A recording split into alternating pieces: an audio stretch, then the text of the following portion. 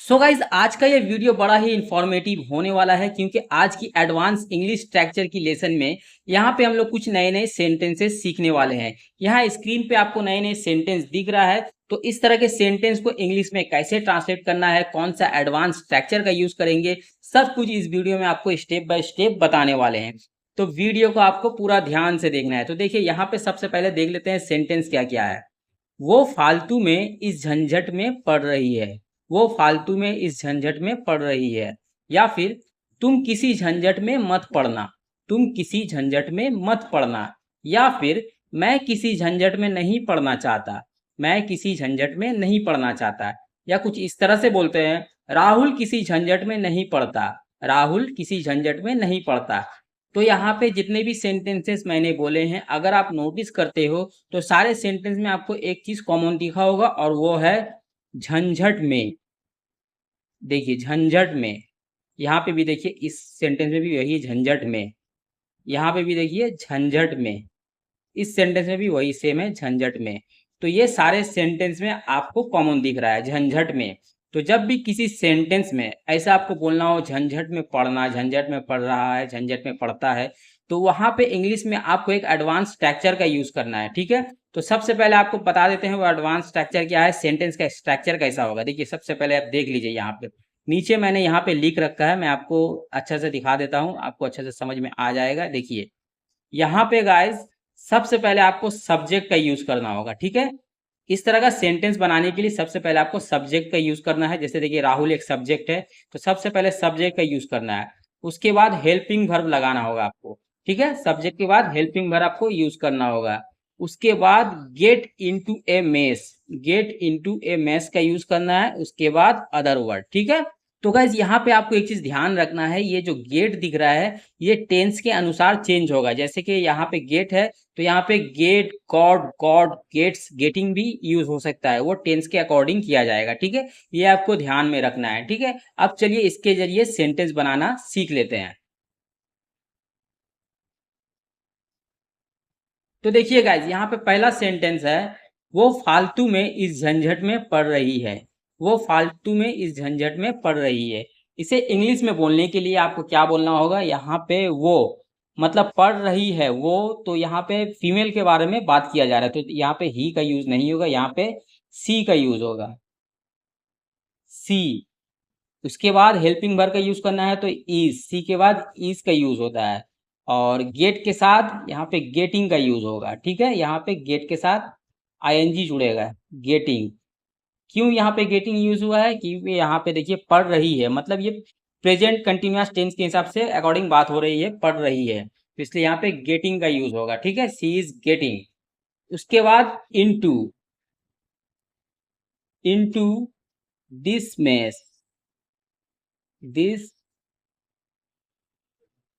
Mess. देखिए इस झंझट इसलिए दिस मेस।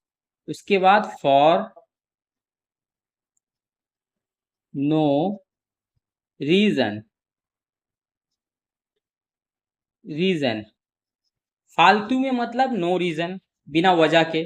ऐसे भी हम लोग बोल सकते हैं बिना वजह के, वो बिना वजह के इस झंझट में पड़ रही है, ऐसे भी हम लोग बोल सकते हैं। या वो फालतू में इस झंझट में पड़ रही है, दोनों सेंटेंस में सेंस एक ही आता है, इसलिए यहाँ पे नो रीजन का यूज किया गया है। ओके, चलिए नेक्स्ट एग्जाम्पल देखते हैं।